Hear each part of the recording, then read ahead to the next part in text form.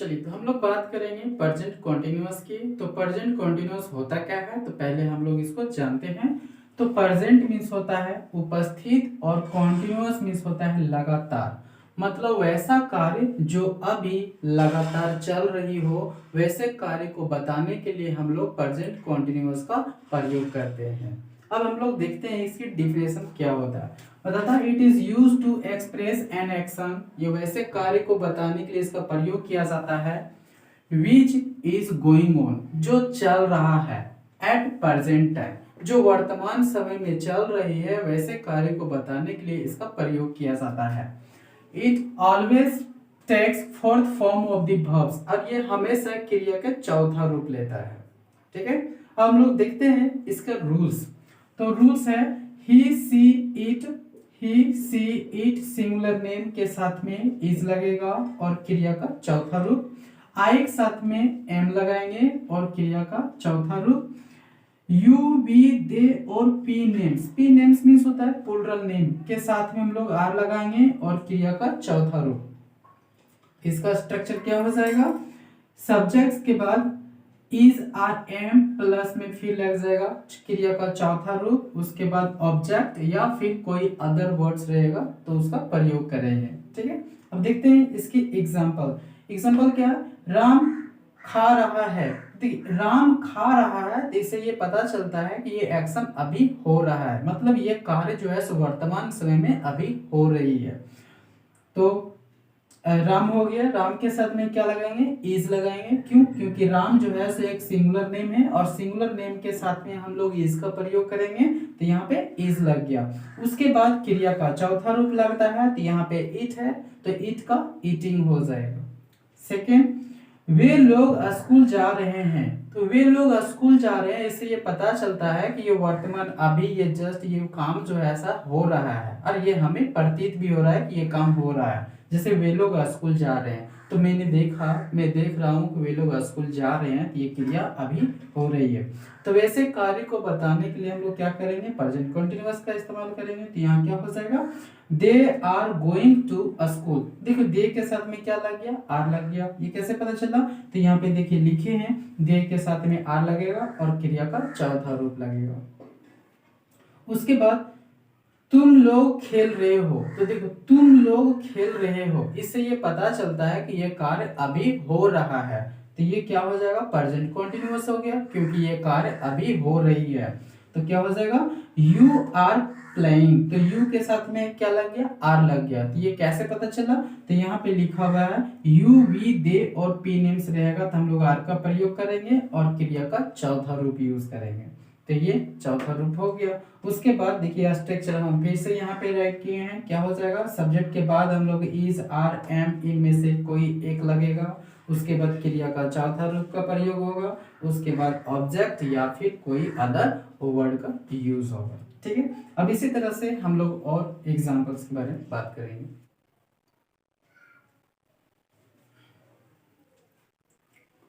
चलिए, तो हम लोग बात करते हैं नेक्स्ट एग्जांपल। वह गाड़ी चला रहा है, तो इससे ये प्रतीत होता है कि वो गाड़ी अभी चला रहा है, तो क्या हो जाएगा, he is driving A car. Next, Ram आम खा रहा है। अब देखिए यहाँ पे राम है फिर आम है, तो आप बोलिएगा कि इन दोनों में से सब्जेक्ट कौन है। तो जो काम को कर रहा है उसे हम लोग सब्जेक्ट बोलेंगे। जैसे काम खाने का काम कौन कर रहा है, राम, तो राम क्या हो जाएगा, सब्जेक्ट हो जाएगा। और जिसके ऊपर काम होगा वो ऑब्जेक्ट हो जाएगा। तो ये क्या हो जाएगा, Ram is eating a mango. Next, तुम मुझे मार रहे हो। तो देखो तुम और मुझे, आपको लगेगा कि ये दोनों में से कौन सब्जेक्ट कौन है, यू है या फिर मुझे है। तो ऐसा कंफ्यूजन यदि है तो हम लोग देखिए सबसे पहले बात करेंगे क्या काम किया जा रहा है, मारने का काम किया जा रहा है। तो इस काम को कौन करेगा, तो ये काम करेगा, तुम करेगा। ये काम किसके ऊपर होगा, तो मुझ पर होगा, तो ये हो गया ऑब्जेक्ट। मतलब काम जिसके ऊपर होगा उसे हम लोग ऑब्जेक्ट बोलेंगे। ठीक है, ये क्या हो जाएगा, तुम मुझे मार रहे हो, तो यू आर बीटिंग मी। आप लोग खाना पका रहे हैं। तो देखो इससे ये प्रतीत होता है कि वो खाना अभी पका रहा है, मतलब काम अभी हो रहा है, तो क्या हो जाएगा, you are cooking food. Sita बाजार जा रही है, इससे ये पता चल रहा है कि सीता अभी बाजार जा रही है, तो क्या हो जाएगा, Sita is going to market. मैं आपको पढ़ा रहा हूँ, जी देखिए ये मैं आपको पढ़ा रहा हूँ, ये काम अभी हो रहा है और ये काम कंटिन्यू चल रहा है, तो क्या हो जाएगा, आई एम टीचिंग यू। गाय दूध दे रही है, तो देखिए इसे पता चलता है कि काव अभी क्या कर रही है, मिल्क दे रही है, क्या हो जाएगा, द काव इज गिविंग मिल्क। बच्चे हल्ला कर रहे हैं, तो इसे ये प्रतीत होता है कि बच्चा अभी हल्ला कर रहा है, तो बच्चे हल्ला कर रहे हैं, क्या हो जाएगा, the children are making a noise. हम लोग जा रहे हैं, ये सब प्रतीत होता है, जैसे कि हम लोग जा रहे हैं मतलब ये एक्शन अभी हो रहा है, हम लोग जा रहे हैं, तो क्या हो जाएगा, वी आर गोइंग। सीता रो रही है, तो इससे ये पता चल रहा है कि सीता अभी रोने का काम कर रही है, क्या कौन सा काम हो रहा है, रो रही है वो, तो क्या हो जाएगा, सीता इज वीपिंग। ठीक है, अब हम लोग इसका नेगेटिव, इंट्रोगेटिव और डब्ल्यूएच क्वेश्चंस के बारे में बात करेंगे।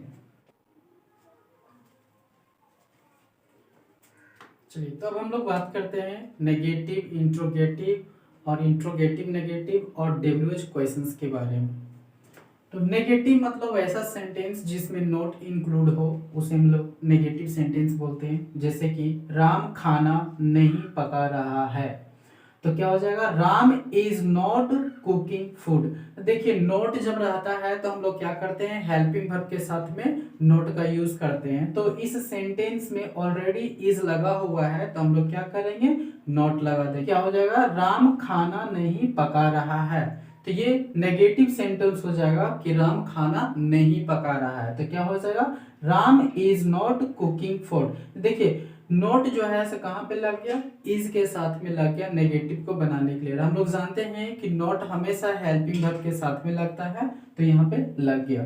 सीता नहीं जा रही है, तो देखिए सीता नहीं जा रही है, तो क्या हो जाएगा, सीता इज नॉट गोइंग, तो इज के साथ में नोट लगा। हम लोग आम नहीं खा रहे हैं, तो हम लोग आम नहीं खा रहे हैं, नेगेटिव इंक्लूड हो गया, तो क्या हो जाएगा, we are not eating a mango. इसका स्ट्रक्चर क्या हो जाएगा, तो सब्जेक्ट के बाद क्या लग रहा है, हमेशा इज आर एम हमेशा लग रहा है, सब्जेक्ट के बाद हमेशा इज आर एम का प्रयोग हो रहा है, जैसे कि यहाँ पे देखिए ये सब्जेक्ट हो गया तो इसके बाद इज लग गया, सब्जेक्ट है तो इज लग गया, ये सब्जेक्ट है तो आर लग गया, मतलब सब्जेक्ट के बाद हमेशा इज आर एम लगेगा, उसके बाद नोट लगेगा, जो हम लोग यहाँ पे देख भी रहे हैं कि नोट लग गया, उसके बाद बिफोर लगेगा, उसके बाद कोई ऑब्जेक्ट या फिर अदर वर्ड लगेगा। ओके, अब इंट्रोगेटिव के बारे में बात करते हैं, तो वैसा क्वेश्चन जिसमें क्वेश्चन की जाती है और क्वेश्चन जब हम लोग करते हैं तो उसका आंसर हमेशा यस या नो में आता है, तो उसे हम लोग बोलते हैं इंट्रोगेटिव सेंटेंस। हमेशा इसका आंसर यस या नो में आएगा, जैसे कि क्या राम जा रहा है, तो देखिए हम लोग से क्वेश्चन पूछे जा रही है क्या राम जा रहा है, तो इसका आंसर हम लोग दो तरीके से दे सकते हैं, यस या नो। ठीक है, तो वैसा सेंटेंस जिसमें आंसर यस या नो होता है, वैसा वाक्य या वैसा क्वेश्चन जिसका आंसर हमेशा यस या नो में रहता है, तो उसे हम लोग इंट्रोगेटिव सेंटेंस कहते हैं।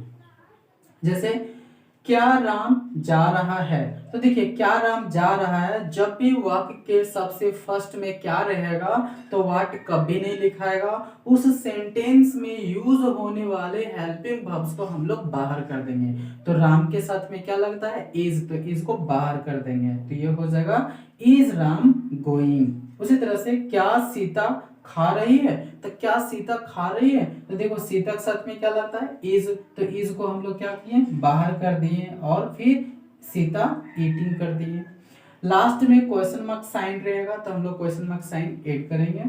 क्या हम लोग खेल खेल रहे हैं, तो देखिए क्या हम लोग, तो क्या आ गया, तो यू के साथ में आर लगता है, आर बाहर आ गया, उसके बाद यू हो गया, उसके बाद प्लेइंग लग गया, तो इसका स्ट्रक्चर क्या हो जाएगा, तो देखिए फर्स्ट टाइम लिख गया कि इज आर एम जो है सो फर्स्ट में यूज होगा, तो यहाँ पे देखिए हमेशा इज आर मतलब is R am helping verb हमेशा पहले यूज हुआ है, उसके बाद सब्जेक्ट आया है हमेशा, तो सब्जेक्ट आ गया, उसके बाद हमेशा बिफोर आएगा क्रिया का चौथा रूप, उसके बाद कोई ऑब्जेक्ट आदि है तो उसको लगाएंगे, नहीं फिर अदर होगा उसको यूज करेंगे।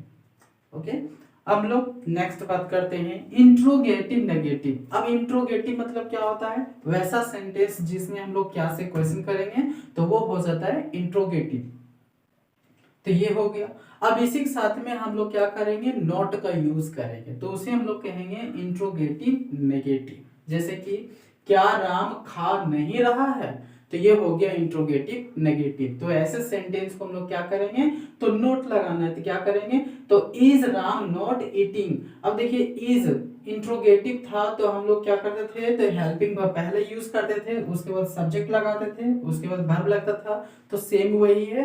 अब रही इसमें नोट, तो नोट जो होता है, नोट इसमें तो सब्जेक्ट के बाद भी आप नोट रख सकते हैं या फिर हेल्पिंग वर्ब के साथ में आप यूज कर सकते हैं। ठीक है, यहाँ पे क्या हो जाए, क्या सीता रो नहीं रही है, तो क्या लिखेंगे, इज सीता नॉट वीपिंग। तो देखिए हम लोग नोट जो है सो सब्जेक्ट के बाद लगा दिए, यदि आप इस इधर लगाएंगे तो यहाँ पे आपको इजंट लिखना पड़ेगा। ठीक है, और लास्ट में क्वेश्चन मार्क साइन था, लास्ट में क्वेश्चन मार्क साइन हो गया। नेक्स्ट क्या है, क्या मैं किताब नहीं पढ़ा रहा हूँ, क्या मैं किताब नहीं पढ़ा रहा हूँ, तो क्या हो जाएगा, आई के साथ में एम लगता है, तो एम बाहर हो गया, उसके बाद देखिए आई लगा, उसके बाद नोट हो गया, सब्जेक्ट के बाद नोट लगता है, उसके बाद फिर रीडिंग ए बुक, क्या मैं किताब नहीं पढ़ रहा हूँ, तो रीडिंग ए बुक। तो इसका स्ट्रक्चर क्या हो जाएगा, तो इज एम इज आर के साथ में क्या, sorry are is am is are plus में सब्जेक्ट होगा, मतलब हेल्पिंग वर्ब पहले यूज करेंगे, उसके बाद सब्जेक्ट यूज होगा, उसके बाद सब्जेक्ट के बाद नोट लगाएंगे और क्रिया का चौथा रूप, उसके बाद ऑब्जेक्ट या फिर कोई अदर वर्ड। ठीक है, आप यदि चाहें तो इस नोट को आप इसके साथ में इसके बगल में यहाँ पे लिख सकते हैं। ठीक है, नेक्स्ट WH। अब WH क्वेश्चंस होता क्या है, तो वैसा क्वेश्चंस जिसका आंसर हम लोग को रीजन के साथ में देना पड़ता है या देना होता है, तो उसे हम लोग WH क्वेश्चंस बोलते हैं। ठीक है, जैसे कि यहाँ पे यदि बात करें कि राम क्या खा रहा है, राम क्या खा रहा है, तो आपको बताना पड़ेगा कि वो खाना खा रहा है, वो फ्रूट खा रहा है, एनीथिंग कुछ भी खा रहा है, आपको बताना पड़ेगा। आप यस या नो में नहीं बता सकते हैं। यदि हम इसका आंसर यस या नो में देते हैं, यदि इसका आंसर यस या नो में होता तो हम लोग इसे क्या कहते हैं, इंट्रोगेटिव सेंटेंस कहते हैं, इंट्रोगेटिव बोलते हैं। ठीक है, लेकिन यहाँ पे हम लोग को आंसर देना पड़ रहा है, रीजन के साथ हम लोग रीजन पे करना पड़ रहा है, तो ये क्या कहलाएगा, WH क्वेश्चन कहलाएगा।